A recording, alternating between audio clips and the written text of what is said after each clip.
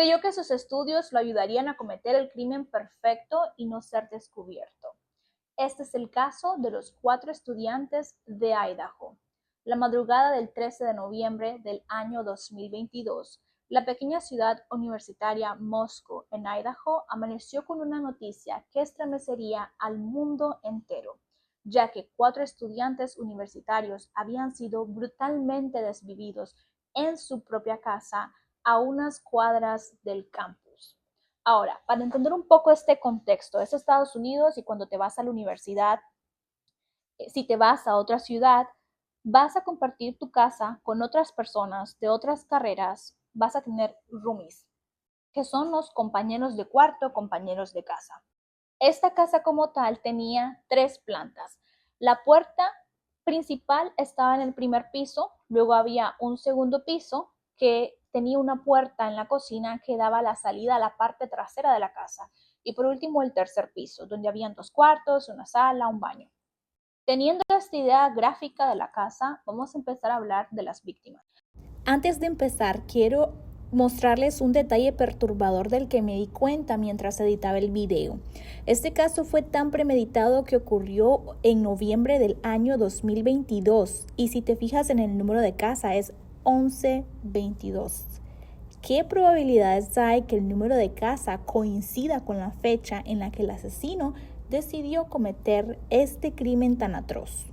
Vamos a empezar por Madison Morgan, que hasta hoy se cree era el blanco de este agresor, de este asesino.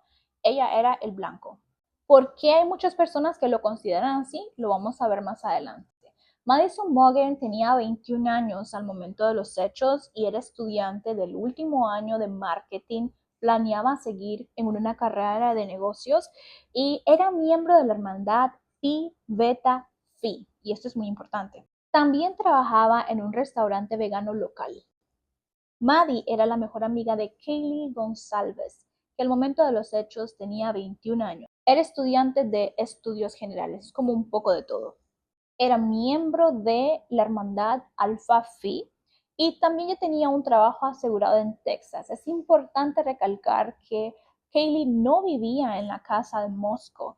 Ella sí había vivido ahí, pero ya no vivía más ahí y estaba nomás ahí para despedirse de su mejor amiga Maddie, para mostrarle su nuevo carro, que es este que hemos visto en muchas fotos anteriormente. En el caso, en distintas fotos y videos, ella estaba mostrándole su nuevo carro y despidiéndose de ella porque ya tenía un nuevo trabajo en Texas. Luego tenemos a Sana Coronado, quien al momento de los hechos tenía 20 años. Ella sí vivía en la casa, su cuarto estaba en la segunda planta. Ella era miembro de la hermandad Phi Beta Phi también. Trabajaba en el mismo restaurante vegano en el que trabajaba Maddie y esa noche estaba con su novio Ethan, que tampoco vivía en la casa, pero vamos, era una casa de jóvenes y él más que todo el tiempo estaba en la casa de su novia en vez de en su propia casa donde él tenía que estar. Ethan Chapin tenía 20 años, era estudiante de recreación y turismo, estaba ya en segundo año, era miembro de la hermandad Sigma Chi y venía de una familia muy unida, era uno de los 3 trillizos y todos estaban matriculados en la Universidad de Idaho. Cada uno de ellos tenía sueños, familiares, amistades, proyectos que quedaron congelados aquella madrugada. Ahora, ¿quiénes estaban en la casa ese día? Habían 6 personas, de las cuales únicamente 2 sobrevivieron. Y vamos a ponerlo de esta manera. Estaban Kaylee y Maddie en el tercer piso, Dylan, Sana e Ethan, cada quien en sus cuartos, Ethan y Sana en un mismo cuarto, en el segundo piso. Bethany estaba en el piso de abajo. Era la única que estaba en el primer piso. ¿Qué pasó exactamente esa noche? ¿Qué hicieron esa noche? O sea, había muchas preguntas en este caso. ¿Qué pasó con ellos? ¿Se toparon con alguien que les quería hacer daño? ¿Se pelearon con alguien en el camino? ¿Fue algo del trabajo? ¿Alguien las siguió? ¿Qué pasó exactamente? Habían muchas preguntas sin resolver. Cada uno de ellos había tenido actividades diferentes. Maddie y Kaylee habían salido a un bar y luego fueron a buscar comida a un food truck, que suele pasar que este food truck tiene cámaras que graban en vivo y además de eso transmiten lo que está grabando en Twitch. Es así como se ubica en cámaras a las chicas en este food truck. Así sale este video en el que ellas están esperando por su comida y hay un chico que está ahí con una capucha blanca que tiene como una interacción con ellas y en un punto se ve como que se va detrás de ellas. No fue él, pero este chico fue muy atacado porque pensaban que tuvo algo que ver. Las chicas regresaron a la casa a la 1:56 de la mañana y eso se sabe porque ellas pidieron un Uber o Lyft, un vehículo que las llevara a la casa. Sana e Ethan ese día asistieron a una fiesta en la fraternidad Sigma Chi y llegaron a la vivienda alrededor de la 1:45 de la mañana. También se investigaron estas fraternidades, vieron con quién hablaron, con quién se relacionaron, quiénes estuvieron, para empezar a depurar y ver quién sí pudo haber estado y quién no pudo haber estado relacionado a los hechos. Entre las 2:26 y las 2:52 de la mañana se hicieron varias llamadas desde los teléfonos de Maddie y Kaylee al exnovio de Kaylee sin respuesta, que también fue una de las personas a las que atacaron mucho porque pensaron que tal vez fue un crimen pasional de algún exnovio celoso y que por qué ellas lo habían llamado, que si había llegado o no había llegado.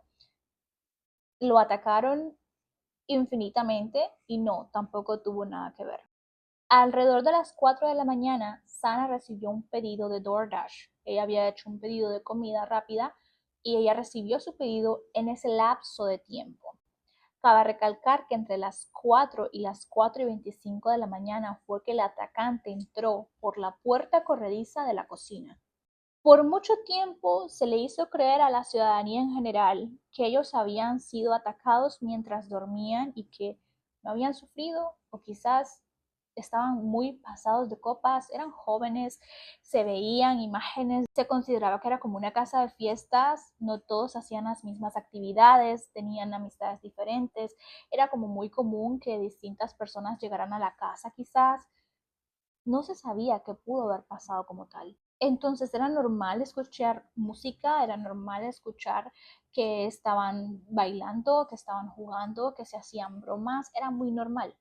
Fue hasta después de la sentencia que se revelaron los videos de las cámaras que caminan los oficiales al momento de asistir a alguien. Cuando ellos atendieron la llamada al 911, se puede ver en la cámara como una de las sobrevivientes relata que ella escuchó cuando una de las víctimas gritó hay alguien en la casa y se escuchó que corrió hacia el baño y esta persona le decía estoy aquí para ayudarte, pero no de una manera como te voy a ayudar, sino de una manera pervertida, de una manera escalofriante. No te preocupes, yo estoy aquí para ayudarte. Poco después de eso, vio un hombre encapuchado salir por la puerta deslizable de la cocina. Ahora, ella dice que primero al escuchar pensó que era una broma, lo primero que hizo fue enllavar su cuarto y volverse a acostar, pero luego tuvo ese sentimiento de querer ver qué pasaba, abrió la puerta y cuando ya abre la puerta es cuando se encuentra con este hombre de frente y lo ve, ella lo describe como una persona de complexión atlética, que estaba completamente vestido de negro, que estaba enmascarado y lo que sí le recuerda eran las cejas, que era cejudo y esto es importante en la historia. Esta revelación de estos body cams ha puesto a la ciudadanía completamente indignada, a los familiares completamente indignados y no es para menos, porque lo que hasta hoy se creía que había sido un ataque mientras dormían, en realidad no fue así como pasó. Estas personas gritaron, lucharon, pidieron ayuda y nadie los escuchó, nadie los ayudó. ¿Por qué esperar hasta ahora para revelar estos body cams que dicen mucho de lo que antes no se sabía de este caso? Porque durante la investigación hubo una orden judicial que impedía que se dieran detalles del caso para no entorpecer la investigación. Esta order gap evitaba que los padres salieran a decir en entrevistas cosas que ellos sabían de la investigación. Y hay muchas cosas que están descubriendo hasta hoy con las cosas que la policía está revelando poco a poco. Las escenas descritas en los reportes eran desgarradoras. Kaylee y Maddie estaban juntas en una cama bajo una manta rosa con múltiples puñaladas. Se sabe que Kaylee, su rostro estaba completamente desfigurado y era irreconocible. Incluso el oficial que la vio dijo en ese momento no sabía exactamente lo que yo estaba viendo. Sana presentaba más de 50 heridas, muchas de estas defensivas, lo que da señal de que luchó por su vida hasta el último minuto todo lo que pudo. Ethan también sufrió múltiples ataques y uno de los más desgarradores detalles de este caso es que en la parte de atrás de la pierna lo abrió por completo y se cree que Ethan sí estaba dormido. ¿Por qué empeñarse tanto en él después de que él ya estaba muerto? Porque según la autopsia, él murió por la estocada que le dio en el corazón y esa fue una de las primeras. ¿Por qué entonces seguir con tanto ímpetu? Y luego de que lo atacó a él, hay dentro del cuarto donde estaba Ethan y donde estaba Sana, un como una especie de sillón donde se ve que él se sentó por las marcas que habían, las marcas de sangre que habían. Se cree que cansado luego de lo que hizo, se sentó a descansar, a tomar aire para después irse. Según lo que se puede ver en los videos, a estos estudiantes, mientras estaba la policía ahí, no se les dijo exactamente qué estaba pasando. Se ve como la chica le pregunta, ¿sabes si las otras chicas están ahí? ¿Sabes qué pasó exactamente? Y el oficial, con mucha calma, que también es importante señalar que este oficial tenía en el momento de los hechos 22 años, era joven igual que ellos, y lo tomó con tanto profesionalismo y los mantuvo calmos, les hizo las investigaciones iniciales, las entrevistas iniciales, para más o menos conocer un poco de ellos. Y el oficial les decía, no sé qué tanto te puedo revelar en este momento, estamos investigando todavía. Mientras este oficial les está haciendo esas entrevistas iniciales y está obteniendo datos de ellos, y el amigo de ellos que había ido a la casa a ver qué pasaba, estaba dentro de un coche policial esperando que le dieran señal para salir porque él sí sabía lo que había visto, él sí sabía que ella no estaba con vida, pero estaba en shock y no sabía qué tanto podía decir todavía. Y el oficial le pregunta, ¿quieres seguir esperando ahí o quieres salir? ¿Puedes salir, estar acá con tus amigos? Hasta ese punto no era persona de interés y pues no lo fue, pero también fue parte de las personas que atacaron. Y cuando digo atacaron, me refiero a las personas que estaban siguiendo el caso día con día, que hacían teorías de que pensaron de que las víctimas que también fueron sobrevivientes, y las llamo víctimas porque tienen que vivir con el síndrome del sobreviviente por el resto de sus días, y las atacaron mucho diciendo que ellas tuvieron que ver porque fue hasta las 12 del mediodía del día siguiente que ellas hicieron la llamada al 911. La pregunta es, ¿por qué no llamaron antes? ¿Por qué si Dylan escuchó que alguien pedía ayuda y dijo hay alguien en la casa, no llamó a la policía? Esa es una pregunta que muchas personas se hacen. ¿Por qué no llamó inmediatamente al 911? ¿Pudo haber cambiado el resultado de los hechos? No, ya estaba hecho. Por triste, horrible que suene, ya estaba hecho. Eso no pudo haber cambiado en nada de que los jóvenes hubieran vivido. Pero a veces los seres humanos somos muy duros con los demás. A mí no me gustaría pensar qué hubiera hecho yo en ese momento porque no me imagino en una situación así de horrible. Por lo tanto, como no sé cómo yo pudiera actuar, no puedo juzgar el actuar de las demás personas en ese momento. El miedo o te avienta a actuar o te bloquea. Y en este caso creo que Dylan se bloqueó y estuvo enllavada en su cuarto. Vio a esta persona salir. En este punto ella estaba muy confundida. No sabía si realmente había pasado o si lo había soñado. No sabía si era efecto del alcohol, si lo había imaginado. No sabía si realmente lo había vivido en verdad.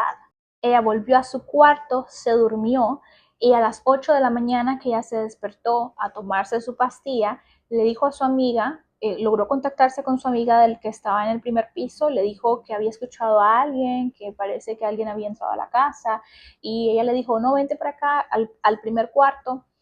Ella, al salir de su cuarto para ir al piso de abajo, miró a Sana en el piso y le dijo, Sana estaba en el piso. Ellas se encerraron con miedo y fue hasta mediodía que se despertaron que ellas decidieron llamar a uno de sus amigos a que fuera a revisar la casa por ellas porque tenían miedo. Y fue así como su amigo encontró, su amigo se llama Hunter. Así es como Hunter encontró a Sana en el piso y les dijo que ella estaba inconsciente que llamaran al 911. Claramente a este punto Hunter sabía que Sana ya no estaba con vida porque él vio sus heridas, vio que ella ya no estaba con vida, pero no tuvo el valor de ir a revisar a Ethan, pero se imaginó lo peor en ese momento. No subió al tercer piso a ver si estaban las chicas.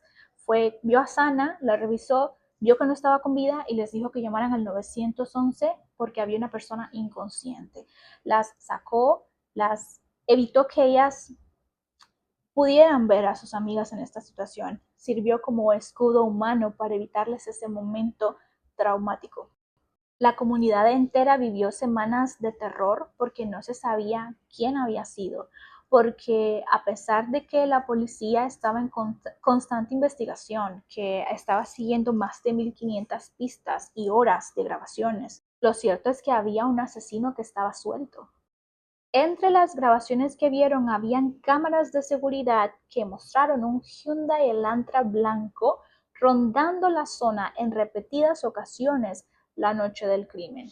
Asumo que rondó y rondó y rondó tratando de agarrar valor para poder hacer lo que había planeado por meses o esperando el momento oportuno para hacerlo. El hallazgo más importante fue una funda de cuchillo militar Ka-Bar en la cama de Maddie. Ahí los forenses hallaron ADN de tacto masculino. Usando genealogía genética, rastrearon ese ADN hasta un nombre, Brian Christopher Kohberger. Ahora, cómo es que llegan hasta él con esta ADN de tacto? Este ADN fue encontrado en la escena y lo buscan en la base de datos y no hay nada, pues no había cometido ningún crimen hasta ese momento. No encontraron nada, no encontraron ningún match con ninguna persona, entonces empiezan esta investigación de genealogía genética y dan con el papá de Brian. Entre las cosas que encuentran, entre las similitudes que encuentran esta familia en Pensilvania. Y es así como empiezan a conectar puntos y se dan cuenta de Brian. Y Brian tiene un Hyundai Elantra, pero este Hyundai Elantra que él tiene es un año diferente al que ellos presuntamente estaban buscando, porque en las cámaras de seguridad se ve el carro que es un Hyundai Elantra, pero no se ve específicamente de qué año es y qué tanto puede cambiar un vehículo de un año a otro. A veces es como los iPhone, el cambio es mínimo.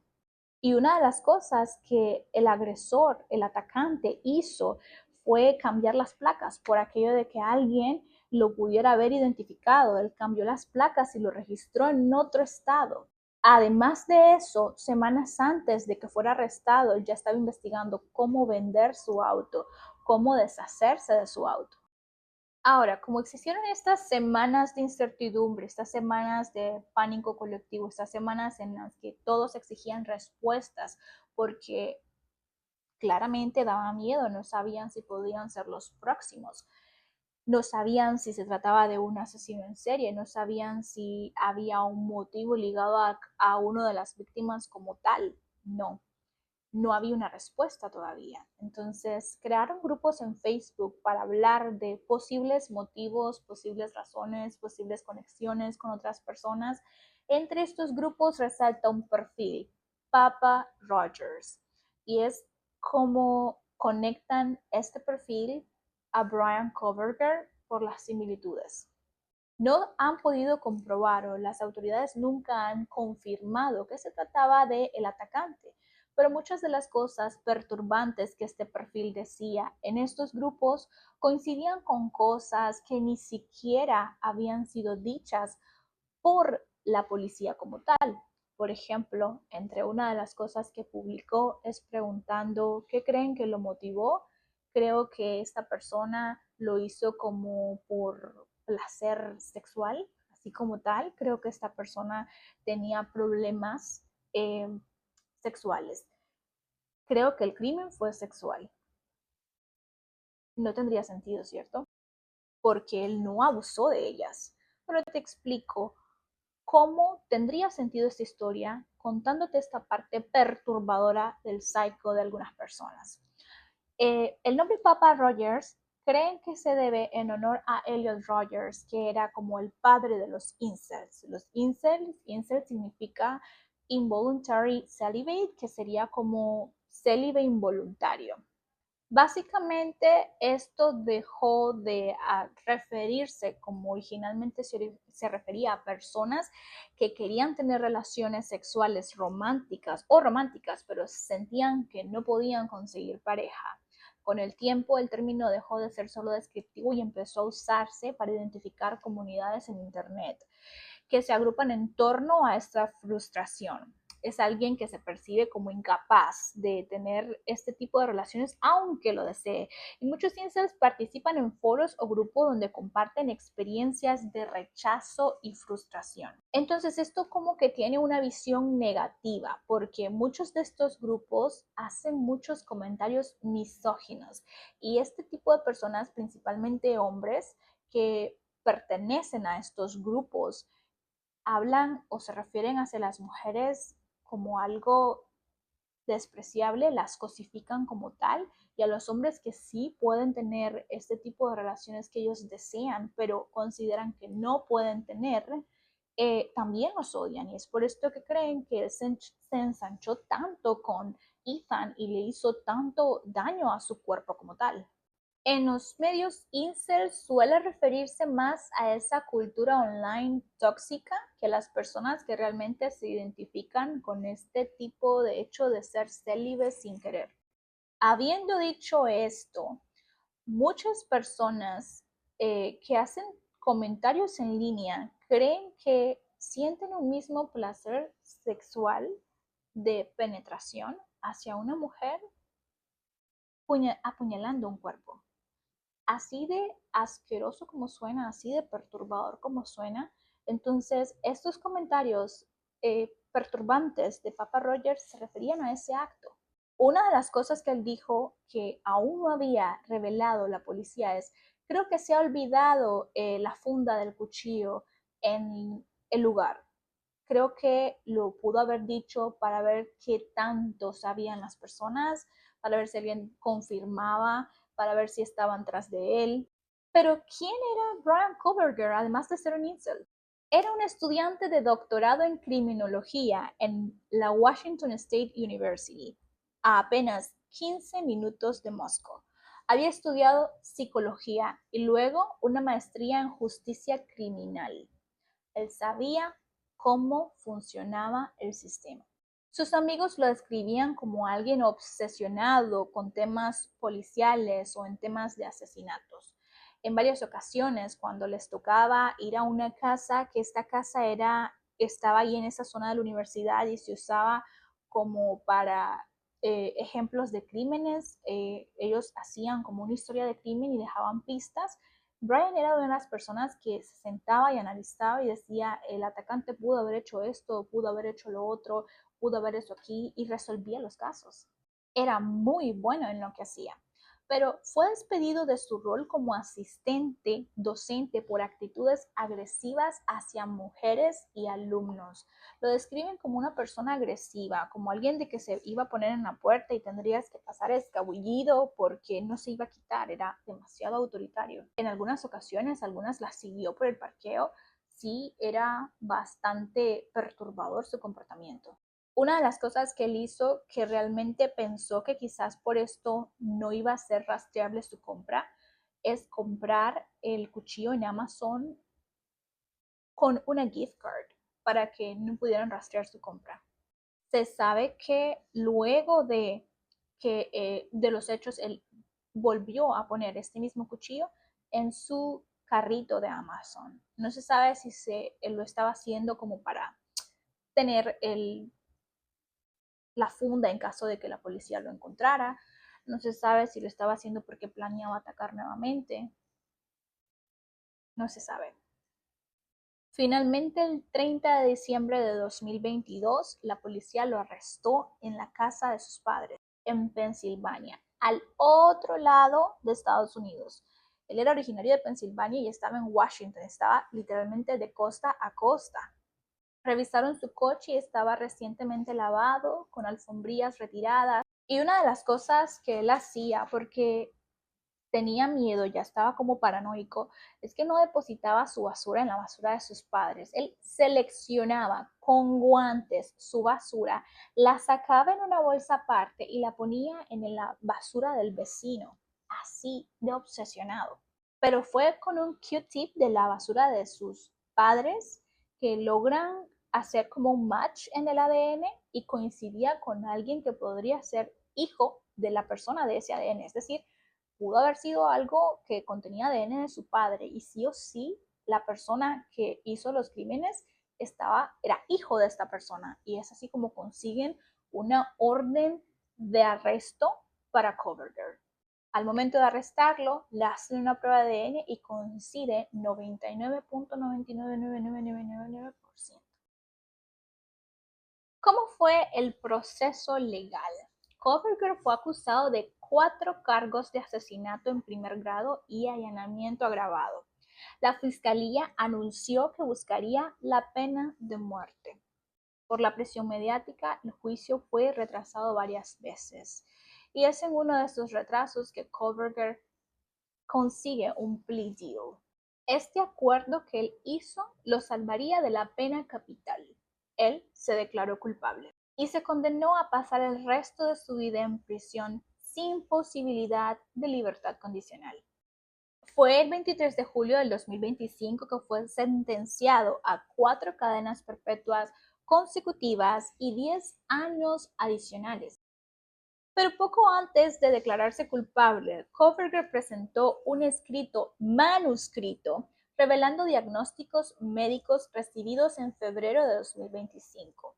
Estos eran trastorno del espectro autista nivel 1, trastorno obsesivo compulsivo, trastorno por déficit de atención e hiperactividad, trastorno de alimentación ARFID, que este trastorno de alimentación ARFID no tiene nada que ver con verte bien, no es como la bulimia y la anorexia, es más que todo con la aceptación o el evitar ciertos tipos de comida porque no puedes tolerar la textura de los alimentos o el olor o por miedo a atragantarte. Es más que todo como evitar rechazo de ciertos alimentos.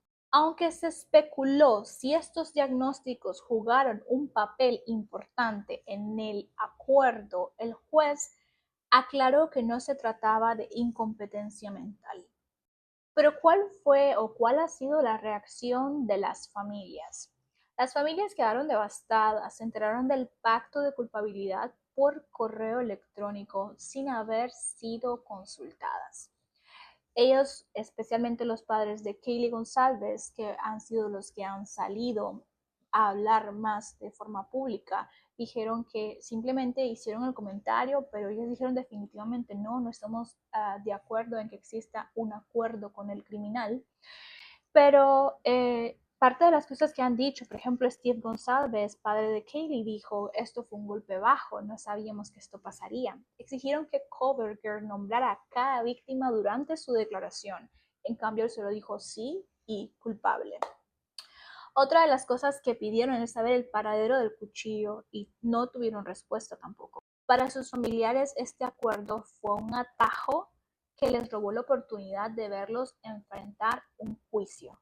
Entre las cosas que se saben de Coverger y de este cuchillo es que este es un relato que todavía no se ha podido verificar por la policía, o si ya lo verificaron no ha sido de conocimiento público. Pero una chica dijo de que ella había hecho match con Coverger en Tinder y entre las pláticas que hicieron salió que eran ambos amantes del thriller, de películas de terror. Y hablando de esas películas de terror, entre las preguntas que Coverger le hacía fue, ¿cuál sería la peor manera de morir para ti? La chica respondió, bueno, creo que con un cuchillo. Y él dijo, con un cuchillo Ka-Bar, como detallando el cuchillo que él había comprado unos meses antes del crimen. La chica dijo de que ella había intentado contactar a las autoridades para darles su testimonio, pero nunca recibió respuesta. Tiempo después, cuando la buscaron, dijo que ya no tenía su cuenta de Tinder y no pudieron corroborar la historia. Fue entonces cuando la policía pidió una orden para tener acceso a la cuenta de Kohberger, pero pues no se ha podido confirmar o no lo han hecho de conocimiento público si esta historia fue real. Hasta hoy, Kohberger nunca reveló por qué lo hizo. Una ex compañera de clases de él declaró que él consideraba el asesinato como un reto intelectual y quería probarse si él podía cometer un crimen y evadir la justicia. Un motivo frío, casi clínico, que deja a las familias sin respuesta. Durante la sentencia de Kohberger, eh, cuando las víctimas dieron su declaración o dijeron sus palabras, Dylan, que fue una de las sobrevivientes, dijo que hasta el día de hoy ella no puede entrar a un lugar sin ver una ruta de escape. Se asegura de estar completamente enllavada y encerrada al dormir en la noche. Se puede despertar con ataques de ansiedad. Puede estar en medio del día y tiene ataques de ansiedad, que siente que no tiene una vida tranquila y siempre se pregunta por qué ella quedó con vida, por qué, qué pasó. No tiene una vida tranquila. Esta persona está sufriendo. Sigue sufriendo el acoso de personas que en internet aún la señalan de haber tenido algo que ver con los crímenes, cuando las autoridades ya descartaron esa posibilidad. Otra de las declaraciones de las víctimas durante esta sentencia que a mí me dejó impactada fue el de Olivia González, la hermana mayor de Kaylee, y quiero leérselos tal cual como ella lo dijo traducido. Quiero empezar agradeciendo al tribunal por permitirme el tiempo y la oportunidad de hablar hoy. Mi nombre es Olivia y soy la hermana mayor de Kaylee González, y también tuve la bendición de considerar a Madison Mogen como una hermana. No estoy aquí hoy para hablar con tristeza, estoy aquí para hablar con la verdad. Porque la verdad es que mi hermana Kaylee y su mejor amiga Maddie no eran tuyas para arrebatarles la vida, no eran tuyas para estudiar, para acechar o para silenciar. Eran dos piezas de un todo, el yin y el yang perfectos, todo lo que nunca tú podrías ser, amadas, aceptadas, vibrantes, exitosas, valientes y poderosas. Porque la verdad sobre Kaylee y Maddie es que te hubieran tratado con bondad. Con solo una llamada, ellas sabían que yo lo manejaría por ellas, sin importar la hora, sin importar el costo. Podían alzar su bandera blanca porque sabían que yo nunca retrocedería, no por ellas, y ni siquiera la muerte podría cambiar eso. Había planeado leer estos pensamientos, aunque sean provocadores, desconcertantes o no tengan sentido, porque para mí eso es amor verdadero, tan desnudo como puede ser, no adornado con palabras bonitas, ni vestido para la ocasión, sino escrito con ojos vidriosos a las 2 de la mañana, con los puños apretados, enfadada por esta realidad. Mi acto final de amor fue continuar sin ellas, por ellas. Ese sueño de amar, de leer en voz alta, mi amor por ellas, de dar sentido al dolor, fue el golpe más reciente que me hizo comprender que tú no lo mereces. Ahora eres una broma en esta sala. Ojalá pudiera coronarte con un sombrero de bufón para completar tu mono naranja. Ese look de payaso. Un asesino muerto no puede matar nuevamente. Así que, aunque me decepciona que ningún pelotón de fusilamiento vaya a tomar sus disparos contigo, estoy segura de que los hombres en prisión tendrán lo suyo contigo de una forma u otra. Finalmente, obtendrás lo que querías, contacto físico, solo que probablemente no de la forma que esperabas. No has vencido al sistema, simplemente has entrado a uno nuevo, donde las reglas son crueles y las consecuencias no terminan. Entres a un lugar donde nadie se preocupará por quién eres y nadie te respetará. Serás olvidado, descartado, usado y borrado. Siempre se te recordará como un perdedor, un fracasado absoluto. Déjame ser muy clara. No intentes convencerte de que importabas solo porque alguien finalmente dijo tu nombre en voz alta. Te veo a través. ¿Quieres la verdad? Aquí va la que más odiarás. Si no hubieras atacado mientras dormían en medio de la noche como un pedófilo, Kaylee habría pateado tu maldito trasero. Esas son algunas de las palabras que le dijo, porque Kaylee también usó sus propias preguntas que Brian había hecho en Reddit, donde supuestamente quería estudiar el comportamiento criminal. Y Olivia había estudiado a esta persona, cada detalle, porque desde el momento que la policía les dio a conocer el nombre antes de hacerlo público, ellas lo buscaron y se dieron cuenta que sí seguía a las chicas, que sí le daba me gusta a las fotos y sí era él, porque antes que la policía lo anunciara no habían los cientos de perfiles de Bryan Kohberger que se crearon después, estas personas mal de la cabeza que incluso se hicieron perfiles con el nombre y foto de él e intimidaban a sus amigos y les decían, eres el siguiente o cosas así de horribles. Ellas sí sabían quién era y lo empezaron a investigar más a fondo y llegaron a cada detalle de él. Y Olivia, durante su victim statement, formuló las preguntas de esta manera. ¿Cómo era tu vida justo antes de asesinar a mis hermanas? ¿Preparaste el crimen antes de salir de tu apartamento? Por favor, detalla qué estabas pensando y sintiendo en ese momento. ¿Por qué elegiste a mis hermanas? ¿Antes de actuar te acercaste a ellas? ¿Antes de abandonar su casa hiciste algo más? Detalla qué estabas pensando y sintiendo. ¿Cómo se siente saber que lo único que has fallado más miserablemente que ser un asesino es intentar ser rapero? ¿Recientemente empezaste a afeitarte o a arrancar de las cejas manualmente? Es que ella literalmente devoró. ¿Por qué el 13 de noviembre? ¿Realmente pensaste que tu compra en Amazon no se podría rastrear porque usaste una tarjeta de regalo? ¿Cómo disfrutas observar estrellas con un caso severo de nieve visual? ¿Dónde está el arma homicida? ¿La ropa que usaste esa noche? ¿Qué trajiste a la casa contigo? ¿Cuál fue el segundo arma que usaste contra Kaylee? ¿Cuáles fueron las últimas palabras de Kaylee? Además, lo responsabilizó de su conducta y actitud. Le dijo, si fueras realmente inteligente, ¿crees que estarías aquí ahora?